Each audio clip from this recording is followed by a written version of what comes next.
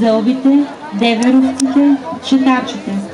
Зълбите изпълняват важни ритуали от началото на сватбата, по време на сватбата и след нея. Те събират софрите за трапезата, калесват останалите гости, правят замеските и кънеските. В четвъртък се правят 4 замески, като се направят с две царевици за варение се носят на кумовете, бубалъците и сватовете. Те от своя страна връщат част от замеските с пукана царевица.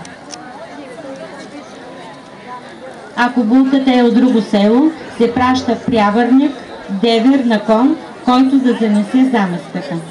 Представяме ви замески. Момичета, не пляскайте струнките с ръките, а гледайте да не се пляскат младите. А сетна да прикарате през пръстенчето вода, за да е здраво и сплотено семейството им.